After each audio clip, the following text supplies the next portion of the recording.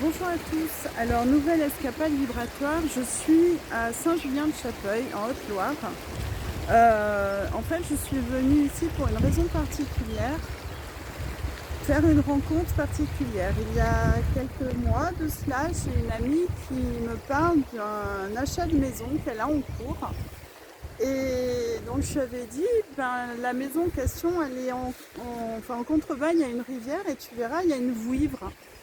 Et effectivement, il y a bien une rivière en contrebas de chez elle et surtout il y a une vouivre. Enfin, ce qu'on prenait pour une vouivre. Et là, je suis arrivée sur les lieux tout à l'heure et en fait, c'est juste gigantesque. Alors, les vouivres sont assez grandes, mais généralement, elles font 2 à 3 fois notre taille, parfois 4, mais pas plus. Là, on est vraiment sur quelque chose de beaucoup plus grand. On est sur une entité qui, en fait, fait plusieurs dizaines de mètres de long, parce que là on a suivi tout son corps et c'est juste énorme. Alors ça ressemble à un orvé géant. Vous voyez, les orvées, c'est une sorte de lézard entre le lézard et le serpent qui ont un corps très très allongé avec une paire de pattes à l'avant, une paire de pattes à l'arrière. Là on est à peu près on est sur la même anatomie, mais en juste immense en fait. Et elle s'est présentée comme étant un karak. Alors je n'avais jamais entendu parler de karak. Donc a priori c'est un karak. Ce qu'elle dit c'est que des êtres comme elle, il n'y en a pas beaucoup, il y en a à peu près une dizaine sur Terre, pas plus. Et que ils font partie du cycle de l'eau, ils sont des gardiens de l'eau, mais pas au sens où le sont les vouivres ou les ondines par exemple. On est encore sur autre chose. On est plutôt là sur la dynamique de l'eau. Alors ce qu'elle me montre, c'est comme si en fait leur rôle c'était de creuser et de maintenir l'équilibre et l'énergie des cours d'eau. Donc ils ont un rôle particulier, mais encore une fois, il n'y en a pas beaucoup, puisque 10, à l'échelle de la Terre, c'est juste, c'est rien du tout, quoi. Donc voilà. Donc a priori, elle a été établie ici depuis très très longtemps. Entre 3 et 4 000 ans en fait. Elle est là depuis à peu près 3 ou 4 000 ans. Donc c'est énorme. En fait, le village n'existait même pas, qu'elle était déjà installée. Par contre, le cours d'eau, lui, existait, mais il était beaucoup plus large qu'à l'heure actuelle. Donc a priori, il y a eu quand même des changements géologiques profonds, ce qui est un peu logique, 4 000 ans. Mais il y avait quand même un cours d'eau à cet endroit-là. Elle me dit qu'il y a beaucoup changé, qu'il s'est déplacé aussi, en fait. Voilà, il n'était pas forcément à cet endroit. Il a bougé lui aussi. Alors, qu'est-ce qu'elle nous dit, cette vieille dame, cette honorable vieille dame? Elle nous dit déjà qu'elle est très heureuse de pouvoir communiquer avec nous, elle manque de communication. Elle me dit, ça fait pas longtemps que des humains s'intéressent à mon existence. Et elle est très heureuse de ça parce qu'elle a plein de choses à communiquer. Alors, on est en Haute-Loire, on n'est plus vraiment dans l'Ardèche, mais on n'est pas très loin de Boré. Et en fait, il y a beaucoup créatures à écailles dans le coin. Enfin, vous vous rappelez de la salamandre, là on se retrouve avec cette créature qui se présente comme un karak. C'est assez étonnant. Alors comme je vous l'avais déjà dit dans une précédente vidéo, on est aussi dans une région, une ancienne région volcanique. Donc on est beaucoup sur des vestiges de volcans. Elle me dit, elle, c'est pas le cas. En fait, elle est vraiment liée à l'eau. Ça n'a pas de lien avec les volcans. Sa présence est vraiment liée à l'eau. On peut la retrouver aussi au niveau de grands fleuves. Et elle me dit qu'elle n'est pas forcément le plus gros. Elle me dit même qu'elle est toute petite par rapport à d'autres de ses congénères. Alors c'est très étonnant. Voilà, encore une fois, c'est la première fois que je fais une telle rencontre en fait, parce que des vouivres, on en rencontre assez souvent au niveau des cours d'eau. Mais là, des caracs, des orvets géants, c'est la première fois. Elle me dit qu'elle est là elle est là pour réguler l'eau, elle est là au niveau de l'énergie de l'eau. Et donc elle est là pour œuvrer sur les rivières, mais aussi pour œuvrer sur l'humain, puisqu'en fait, comme l'humain est composé essentiellement d'eau, elle va aussi agir sur l'humain. Et c'est vrai que tout à l'heure, en se baladant et en suivant son corps, on le sent vraiment au niveau des chakras, on l'a senti au niveau du chakra de la gorge, au niveau des intestins. Il y a vraiment, quand on suit son corps en fait, hein, puisque elle chemine, vraiment elle suit le cheminement de la rivière, et le sentier étant à côté, on a suivi le cheminement de son corps justement, et on sentait à chaque pas il y avait quelque chose qui se passait au niveau physique à l'intérieur de notre corps. C'était assez émouvant et assez surprenant en même temps, mais c'est puissant en fait, hein, ce qui se passe. Donc elle est là aussi pour la guérison. C'est-à-dire qu'il y a une purification qui va se faire au niveau énergétique, au niveau de notre corps physique, et donc au niveau de notre eau, de l'eau qui nous compose. Donc c'est pour ça qu'on a ces ressentis. Alors on ne peut le faire qu'en conscience, puisqu'il faut savoir qu'elle est là, il faut vraiment se connecter à elle pour qu'il y ait réellement une répercussion. Mais voilà, son rôle c'est aussi d'œuvrer pour notre bien-être.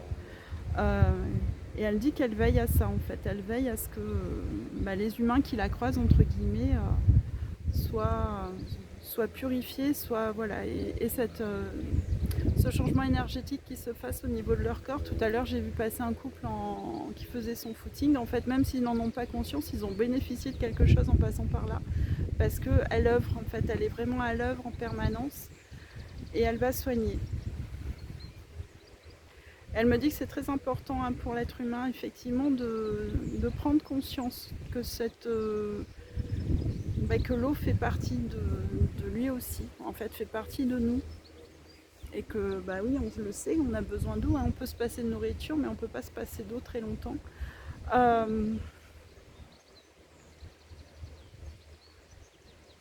Alors, elle œuvre au changement aussi du monde. Elle œuvre donc sur un plan énergétique, en intervenant encore une fois sur l'eau qui va nous composer. Et elle nous dit que le changement actuellement est effectivement profond, comme on le sait. Et en fait, voilà, elle sait vraiment que tout va bien, quoi, que elle n'est pas sur un message, on n'a pas un message général sur ce que va devenir le monde, sur rester ancré. Elle est vraiment sur, voilà. Elle œuvre sur son environnement direct, en fait, hein. Ceci dit, si vous rentrez en contact, si vous venez jusqu'ici à Saint-Julien, que vous rentrez en contact avec et que vous l'appelez à la rescousse, entre guillemets, elle sera très heureuse de venir contribuer à vous aider dans la mesure du possible et dans la mesure du raisonnable, hein, c'est toujours pareil, c'est-à-dire que toutes ces entités qui vivent autour de nous, en parallèle de nous, sont toujours là pour nous aider, pour nous épauler, etc.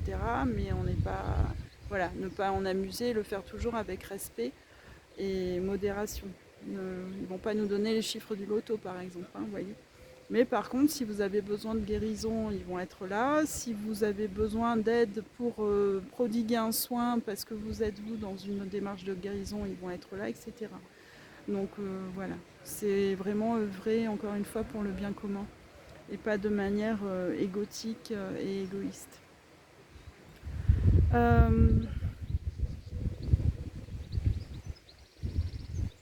Elle me dit qu'elle est vraiment, elle aussi, elle fait partie, elle est connectée à la source complètement, et elle est aussi un point de liaison entre la source et l'être humain.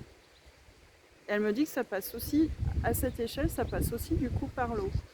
C'est pas seulement quelque chose au niveau de l'éther, c'est-à-dire que la connexion à la source, d'après ce qu'elle me dit, se fait aussi par l'eau. C'est comme si, quand en fait on parle de source, de source divine, en fait, hein, comme certains vont l'appeler Dieu, l'univers, etc. Donc il y a cette source-là, mais c'est aussi, il y a la source physique, c'est-à-dire la source aquatique qui va ressurgir du sol entre deux pierres, etc. Donc on a la connexion aux deux, et elle me dit que les deux vont de pair, en fait. Dire se connecter à la source divine, c'est aussi se connecter à l'eau, et inversement. C'est-à-dire que se connecter à la source aquatique, c'est aussi se connecter à la source divine, en fait.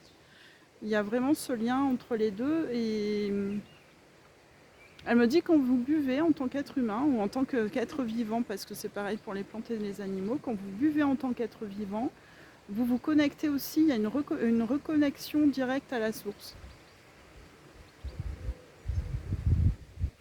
L'eau vient de la source et la source vient de l'eau, elle me dit.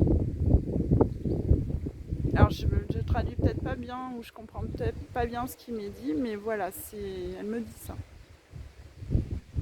La source vient de l'eau et l'eau vient de la source. Alors peut-être qu'elle me dit ça dans le sens où effectivement tout vient de la source, tout est création de la source et tout est interconnecté, je sais pas. Mais voilà, on a ça en tout cas comme message. Qu'est-ce que j'ai d'autre? Qu'est-ce qu'elle a d'autre à me dire? En fait, elle est en train de me soigner, enfin elle est en train de travailler sur moi là. Je le sens au niveau, j'ai tout le... Au niveau intestinal, enfin au niveau de tout l'abdomen, c'est en train de travailler, mais c'est comme si j'avais un gros tourbillon de lumière qui est en train d'œuvrer là actuellement. Donc c'est assez rigolo, ça fourmille, ça fait des chatouilles, c'est léger, c'est assez agréable en fait. Mais voilà.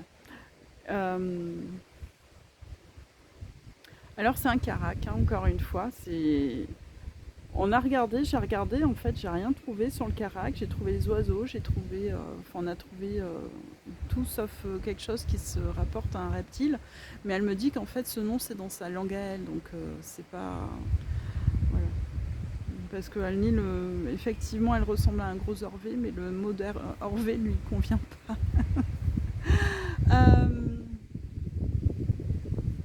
Elle me dit les orvées sont des créatures magnifiques et absolument admirables, mais elle n'est pas tout à fait ça en fait.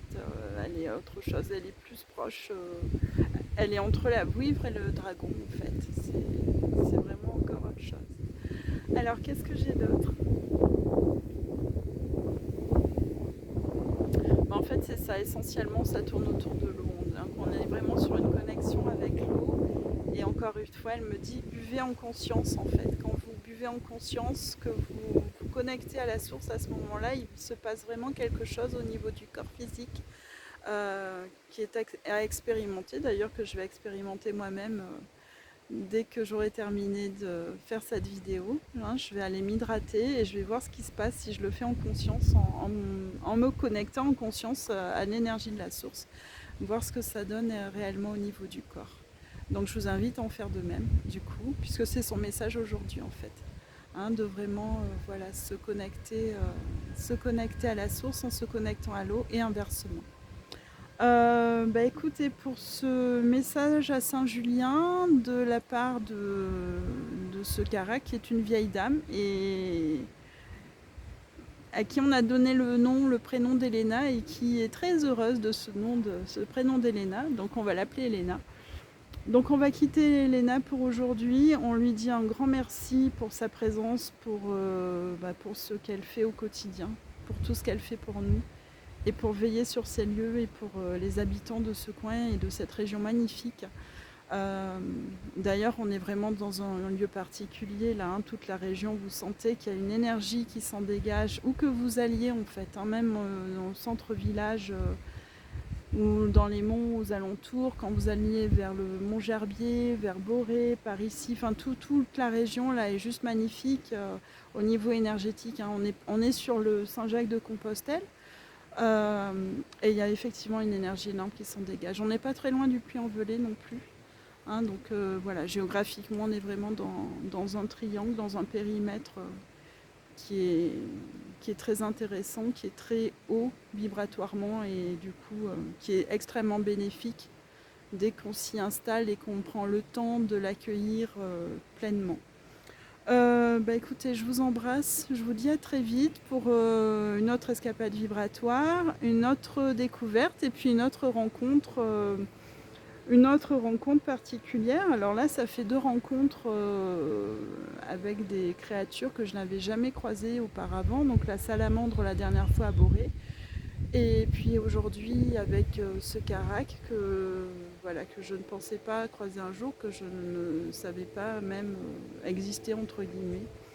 Donc ce sont toujours à la fois des découvertes magiques et intéressantes, et je vais continuer autant que possible à vous les partager et à vous faire découvrir des lieux qui sont intéressants énergétiquement, vibratoirement et bénéfiques à votre développement et à votre éveil de conscience.